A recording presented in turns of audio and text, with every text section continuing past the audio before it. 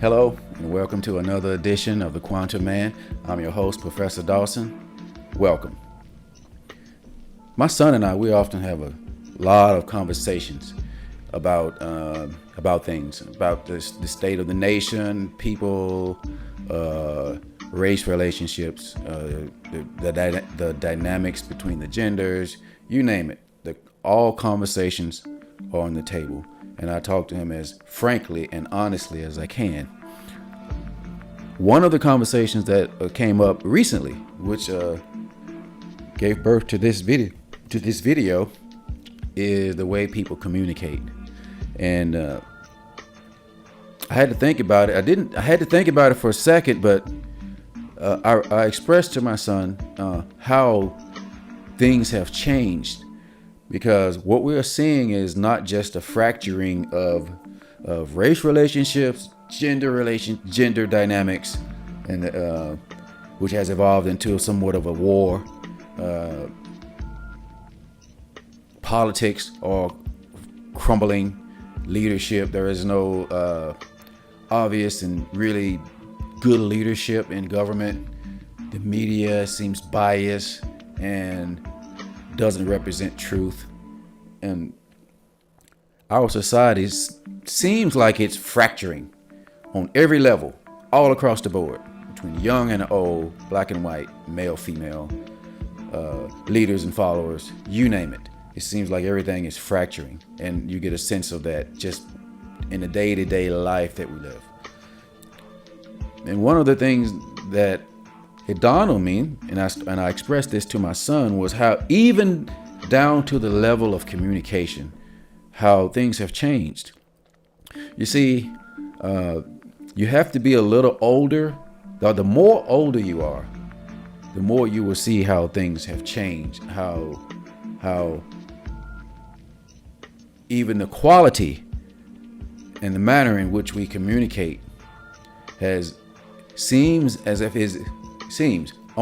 obviously that it has de-evolved, and it is coming down to somewhat of a lower state. It is de-evolving. It is descending into some fractured thing, just as all other things in the Western society tend to be fracturing. And I had to go back after the conversation. I went back in time. I went back in my mind about how it was when I was younger, and what are these distinctions between how people communicate now and how people used to communicate. I remember back in the late 60s when I was about 4 years old. I was 4 years old in 1960 to 69. And I remember how people used to speak back then. I became fully conscious when I was 4. And I remember listening to people, and I understood everything they were saying. But I did not think that they were talking about anything. I was a child, and I wanted to learn. I was extremely curious, but I did not want to hear about what car somebody was driving. This is just the immediate adults in my immediate surrounding. Although I was very young, I understood that these adults around me, most of the adults around me, weren't talking about anything that I deemed worthy to listen to. Although I understood everything they were saying, I didn't want to listen to the gossip. I didn't want to listen to the put downs of other people. Nobody was talking about anything higher or something where I can say, wow, that's new to me. So when I was around three or four, I decided that communication. This was an unconscious decision, but somewhat conscious. I remember thinking this, that talking is not a valuable thing to focus on. So I didn't talk much. I stopped talking pretty much. Now, of course, I talked to mom. Are you hungry? Yes. Said yes, no. Limited conversation. I didn't talk much. I understood everything people were saying. I just didn't find a need to talk. And I remember one day, we were taking a my family picture, and I remember they were using my cousin was using a Polaroid. My mind wasn't on while we're taking a picture, let me, pose for the picture or anything like that. My mind was on what type of thinking and what type of mind could put together the camera. It's like, wow, I was completely blown away again, because I was blown away by everything I was looking at that the people around me weren't talking about. Like cars. Who came up with a car? What is this? What type of intelligence? Although I did not know the word intelligence, I did not know the word type, or I did not have the words or the vocabulary to express any of this in words. My mind was on what type of thinking process developed these things around me, and the adults around me were using language, and they're discussing things that are completely unrelated to all of these questions I had. So that's the context that was going on when I was three or 4 years old. So I decided that, hey, communication, speaking, talking was not worth anything, because obviously I'm not seeing anything worth developing my communication skills so that I may participate in that. And it stayed that way. I stayed that way up until about the age of, I went to about the second grade. So I went to school early. I went to school at 5, started elementary at 5. So around about 7 or 8 years old. I did not think about this at all. But there was this young, beautiful little girl named Wendy Davis, who was in my second grade class. And that was when I was first motivated to learn how to speak, because I wanted to talk to her. I did not pursue this, but that was my first inclination to say, hey, maybe speaking is a worthy endeavor to learn, right? Because at the time, I just spoke very, very basic language, although my mind and my thought processes and my way of thinking was extremely advanced. I understood everything everybody was saying. I just did not want to speak. And when I did speak, I was very, very lazy and didn't like to move my mouth. It wasn't out of shyness. It was more so out of, I did not value speaking. And it stayed that way pretty much until I was maybe in the 3rd or 4th grade. And when Wendy Davis was in my class again. So I'd say, hey, it's time to learn how to talk now. So, but my language skills were underdeveloped. So in my way of thinking, I'll have to learn how to communicate by studying others. So I started to listen to people, how people spoke, how the popular people spoke. What were they saying? What words they were using, how they phrased it, and everything. So I started to get a very deep understanding of language.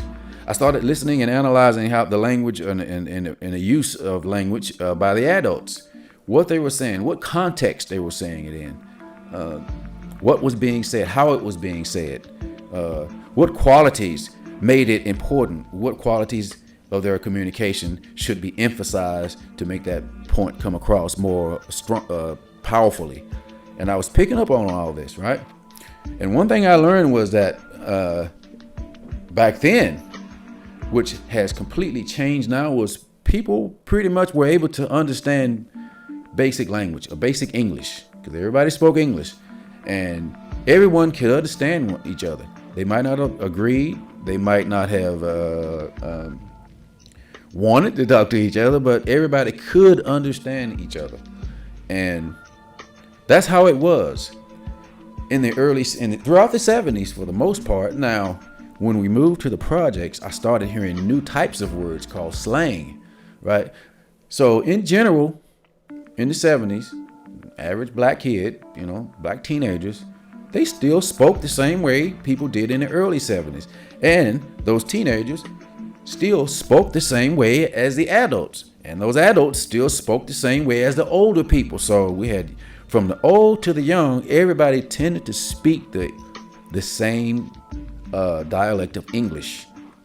We could understand one another.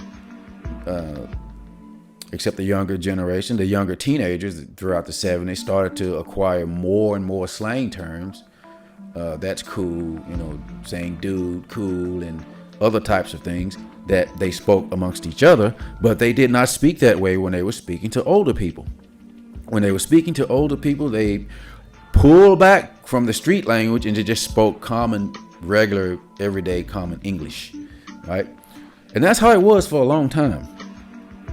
Now I'm seeing a drastic difference.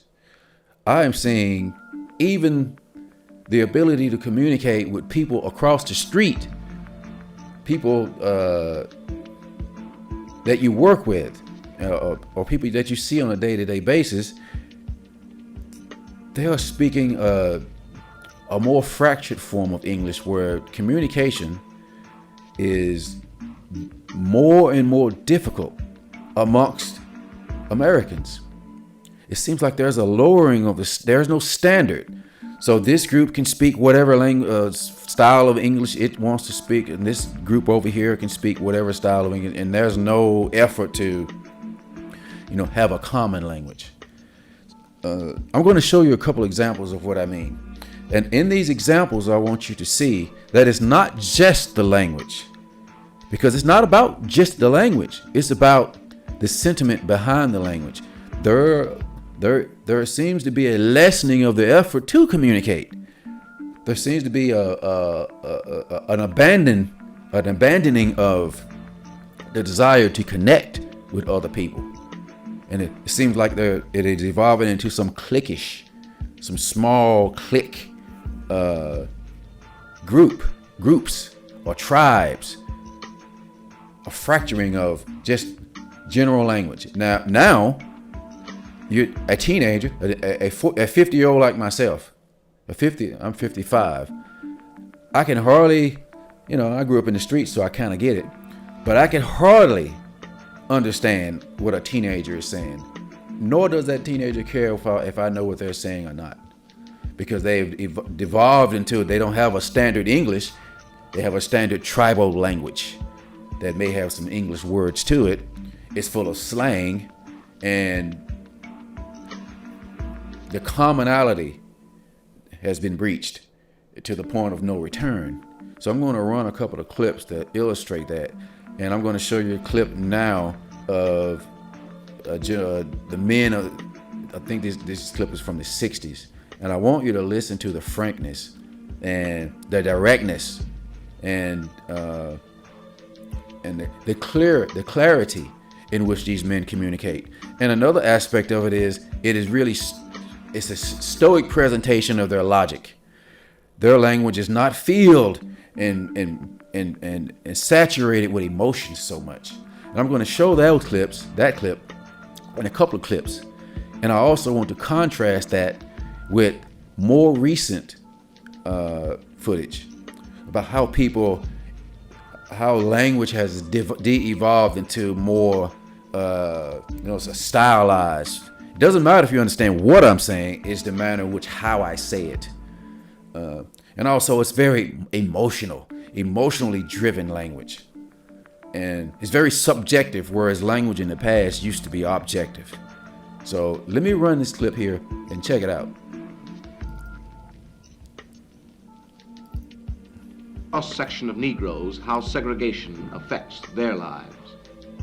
Segregation to the average Negro means being held back. He's looking for progress. He wants to move forward in the American mainstream. Segregation holds him back. I think it's something that's ridiculous.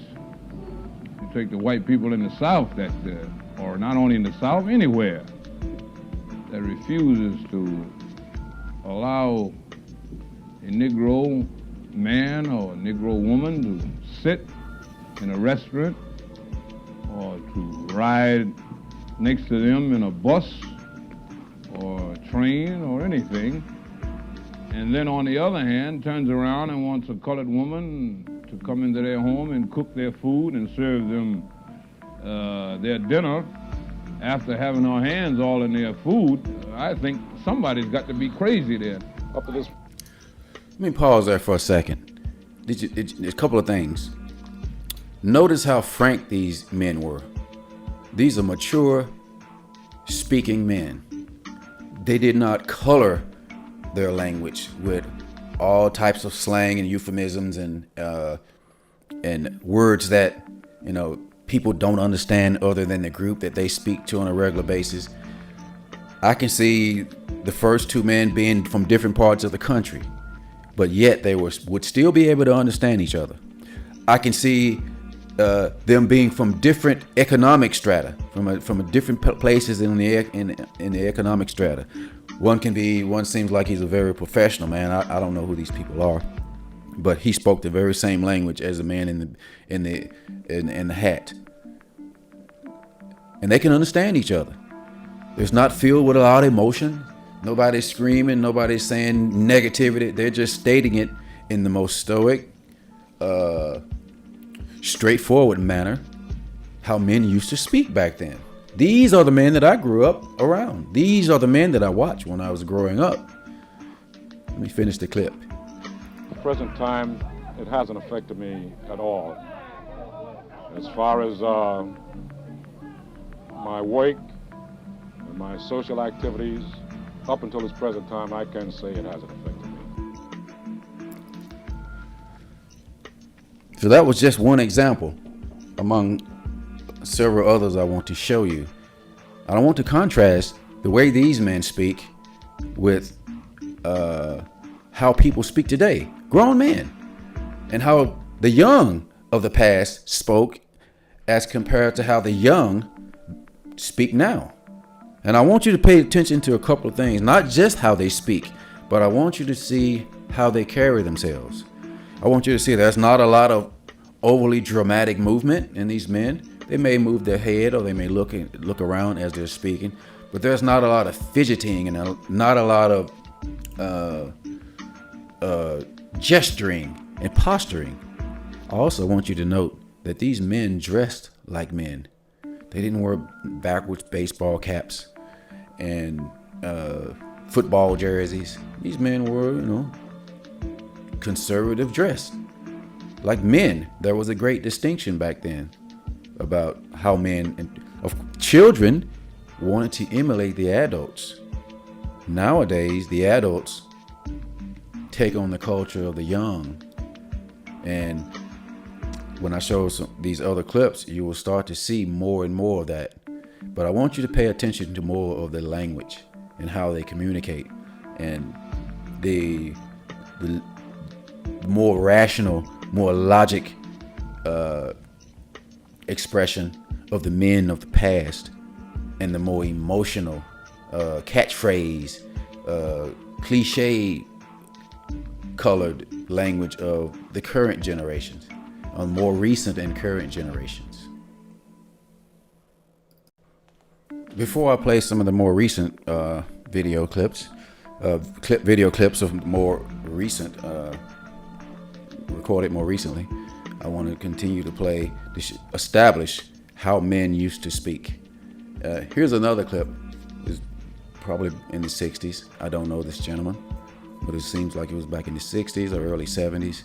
And I just want you to pay attention to how he communicated, how articulate he was in his communication, his use of words, not overly emotional, not overly dramatic, not overly colorful. He just spoke very rationally, very pointedly to the point, right on to the point of what he was trying to say. And he expressed deep ideas in a very plain and simple form. Check it out.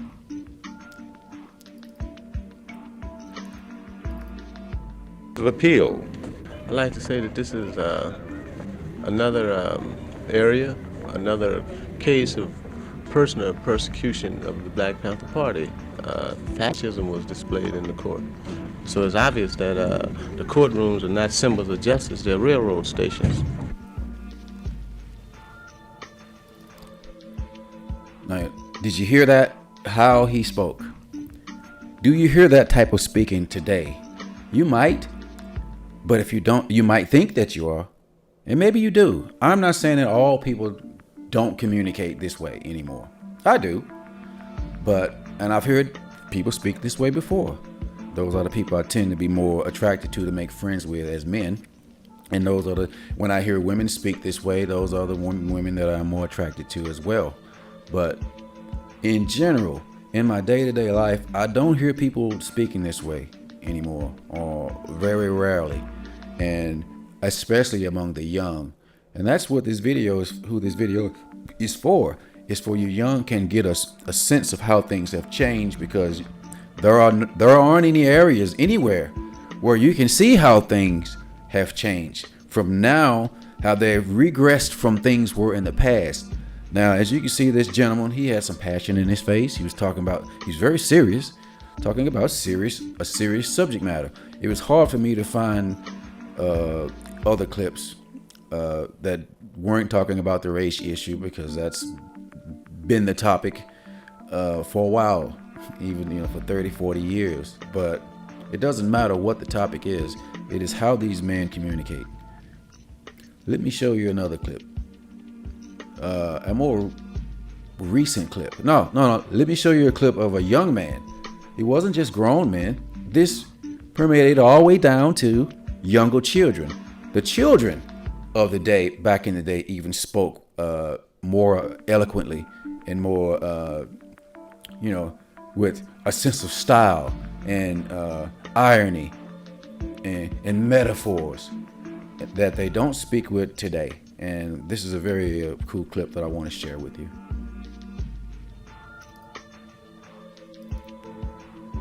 Some of the older boys can talk sense, but the young ones, they're ignorant. They're destructive. But I wouldn't say they're rough. They try to be. I mean, they do a good job of making people think they're rough, because they're always jumping on somebody. A lot of people figure like this. Get rid of them before they start something. But I don't figure like that. I say, wait till something starts. Then if nobody messes with me, leave them alone. Now, this is the hood. Whenever this was, that's the hood. Ghetto as hell. Did you notice how that young man spoke? So eloquent, with such strength. Do you notice the similarities between how he spoke and those men in the previous clips? Almost identical. There was a base level form of communication that was as good as it needed to be back in the past. Spoken by the young, by the old, by the black, by the white, by the rich, and by the poor. That unified people, at least to the ability, even if they disagreed with one another, and even if they were complete enemies, they understood each other, because there was a standard of communication, a standard of language, where you can understand me, you just don't want to understand me.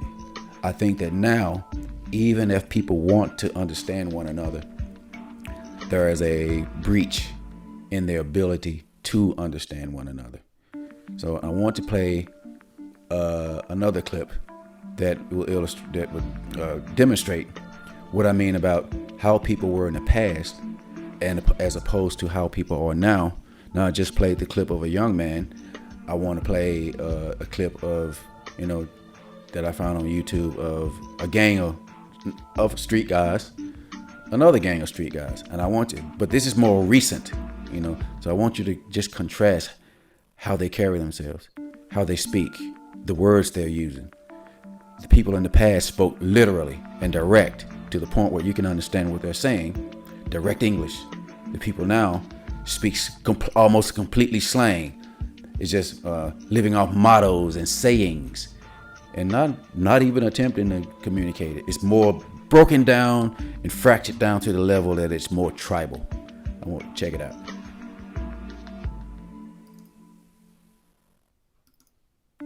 Hit my hand. Look, hey, Okay. Just shut up, man. GK2 on this bitch, man. This shit can't be made, shorty.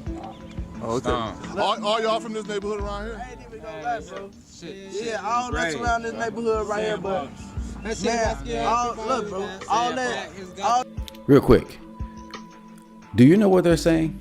You can get an idea of what they're saying if you're from the hood. You can get an idea that they're saying some hood shit. But do you really know what they're saying? Do you know what they're saying? How it represents how they're thinking? Which it does. It's reflecting their fractured mentality, their fractured mindset. Contrast this with the young man that was in the previous clip. You can tell that that's a more articulate, more I won't say educated, but a more intelligent thought process as opposed to the thought process of these young men. That's a very, very distinct difference. And notice how in the previous clips I've shown with people of older generations, young and old, how they move, how they carry themselves. They just spoke to you. Now look at these young men, how they speak, how they move and fidget around. How they, I know they're looking around because they don't know who's going to ride up on them. I understand that. But what is this saying about their mentality? All that skin color shit, all that clothes and shit. Shit myself, you can't be mad, you know what I'm saying? TP, all that shit that motherfuckers be. You rich, you know how to rock, man, you know what I'm saying? I ain't got to say too much, you know what I'm saying? I ain't really got to say too much, you know what I'm saying? We blocking shit. Face card shit, you feel me? Hey, look though, this is what you came for, right? Look, all that clothes and shit, that shit don't mean shit. Motherfuckers know who they want, you hear me? Motherfuckers know who they want, all that clothes and shit, that shit don't mean shit out here. That shit don't mean shit at all, bro. Yes. Yeah. At the end of the day. Enough of that. Do you see what I mean now? Now, I'm not trying to generalize and make like everybody talks this way. Of course not. What I'm trying to say is, in the past, there was a broader way of communicating that, for the most part, the average American could understand. And there were areas or groups on the fringes that maybe spoke certain ways, but that wasn't the norm. Now, within the norm, all of these fractured forms of communication have become more entrenched within the norm. So now you have this group may speak this way, like I would guess it would be like the guys on on TV, how they speak a certain way. You have this group speaking this way. You have black people speaking this way. You have subgroups, sub-tribes within Black America speaking a certain way. You have white people speaking this way, subgroups of white Americans speaking this way, and it seems like the ways in which people communicate are pulling farther apart. So since this is the case, since how we communicate is pulling farther and farther apart, and how we communicate reflects how we think, that means our thinking is pulling farther and farther apart. Our stances, our beliefs, what we believe in, are drifting farther and farther apart until the point where we've become detached from one another. Nobody talks about these types of nuances in the mainstream. Nobody talks about them in general, but they see them all around. You can see it in your day-to-day life, which if you really thought about it and thought about the people that you communicate with or you talk to on a day-to-day basis, you can see that, wow, these people are not part of the whole dynamic culture that I belong to. Even the way they communicate, even the way they speak seems like it's foreign to me. Let me continue. Let me show you some one more clip to further enhance the point.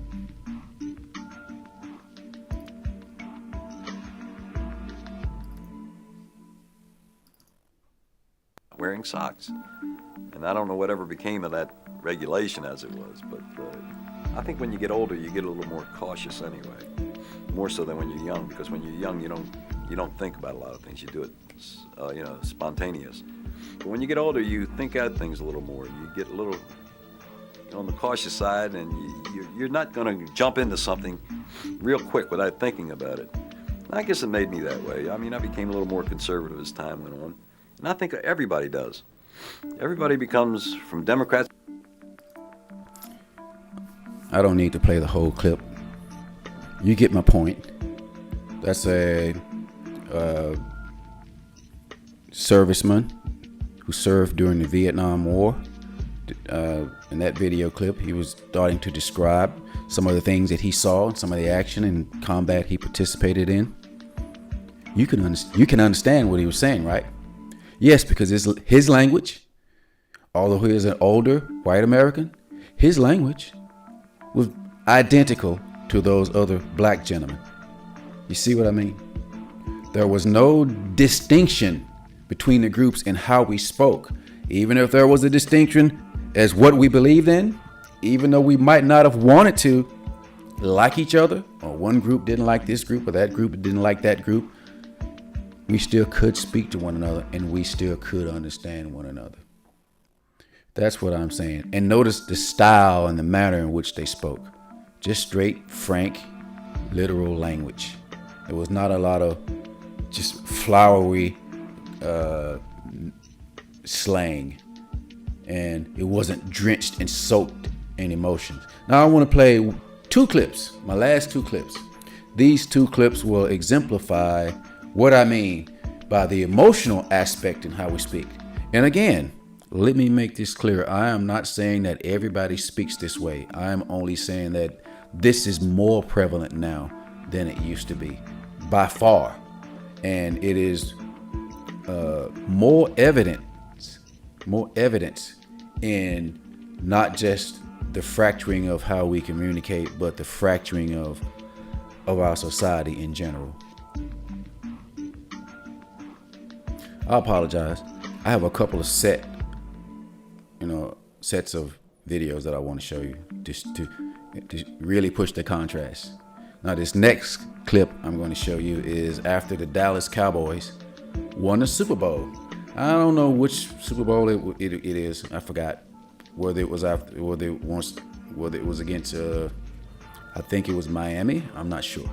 But just listen to these men speak. Now, this is after the Super Bowl victory, and they're the happiest, most full of pride states that they could be in. They've won the NFL championship, something they've worked very hard for.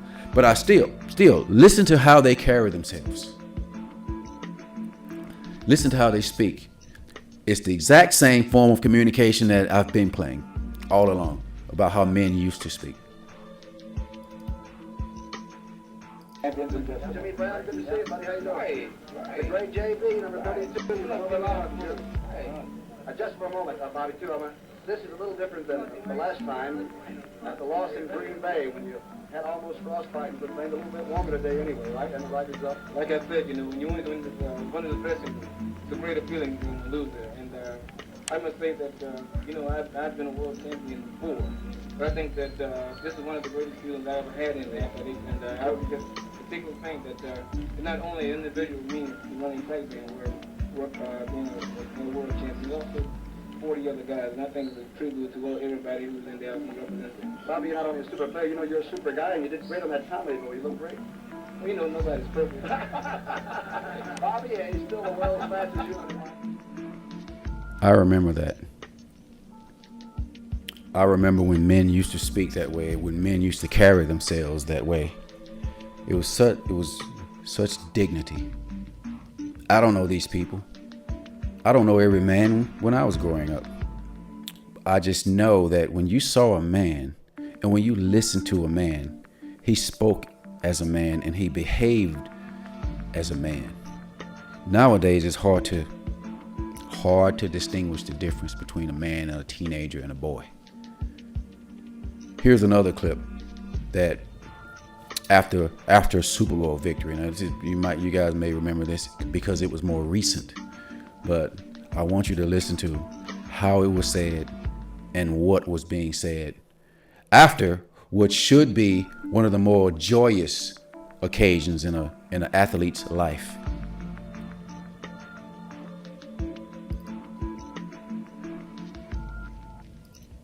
Thank you so much, Richard. Let me ask you the final play. Take me through it. Well, I'm the best corner in the game. When you try me with a summer receiver like Crabtree, that's the result you won't get. Don't you ever talk about me. Who was talking about you? Crabtree, don't you open your mouth about best. enough of that. Now, Mr. Sherman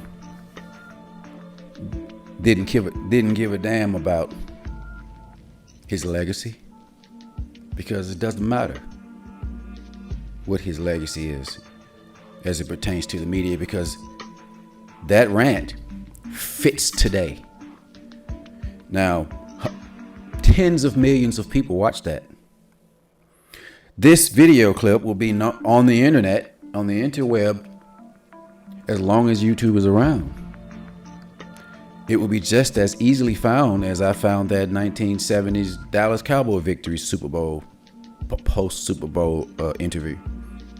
But it didn't matter, because that's the feeling, the essence of how we communicate today. On the happiest day of an NFL player's career, you want to have beef. So, nigga. And it be angry. That's the disintegration in a nutshell.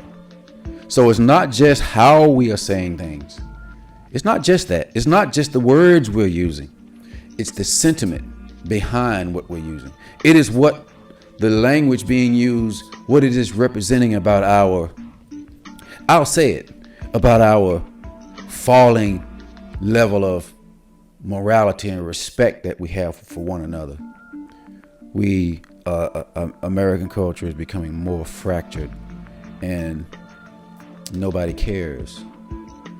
But I can't say nobody cares, but it's going to continue to be more and more fractured, and we're going to find ourselves in a bunch of little tribes at war with one another, not even knowing how to communicate with one another, not even knowing how to express a common thought with each other. We're going to be overly emotional. We're going to overly and dramatically react to things. And our sense of logic will be sleep or hibernation or completely annihilated. That's what I'm seeing now. So I want you to be aware. The purpose of this video is for you to become aware of how you communicate, because it does reflect your thought processes, what you're thinking. It reflects your values. It reflects how you see the people you are communicating with. It reflects your audience. It reflects how you view your audience, rather. Now, you can have low tribal language if you want. That's your choice. Or you can lift up your way of thinking and allow that higher way of thinking to be expressed in your language. That's more desirable, I think. It's the only way that a society can grow and remain unified. But I don't see that happening.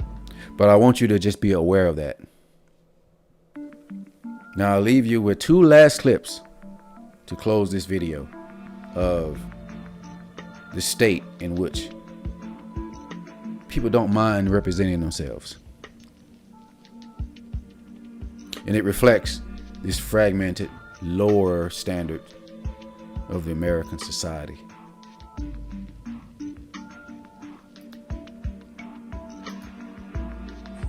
Get the fuck out my goddamn dog. Alright, look. Now, G, what's your body count? 3.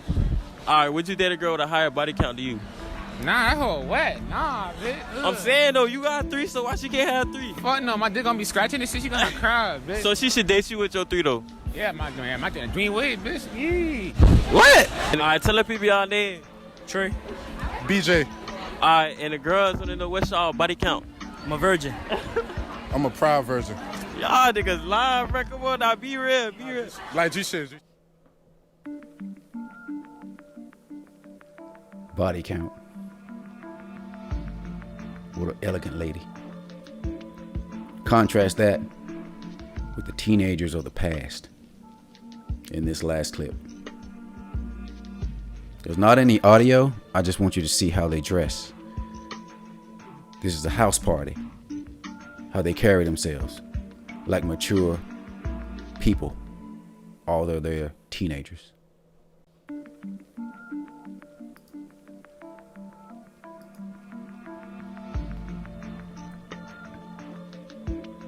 Notice how they dress.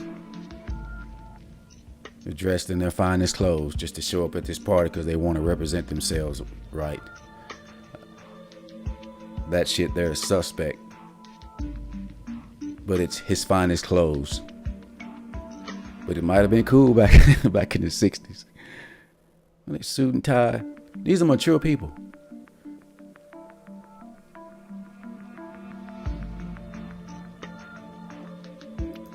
Because you see, American society currently is young people centered, whether it be children or teenagers, whereas in the past it was mature adult centered. And whatever we focus on, that's what we will become.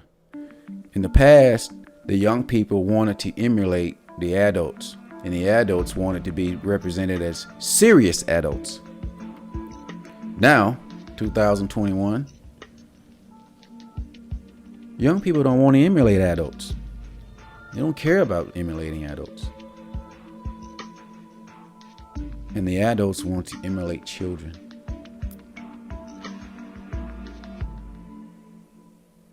It is a lowering of themselves.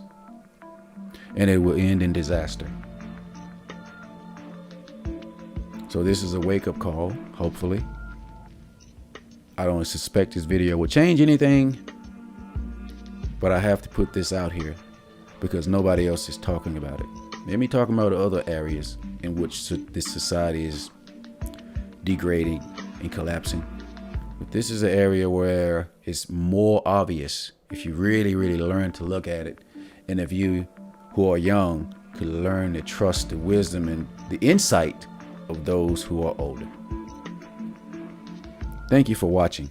If you enjoyed this content, please hit the like button.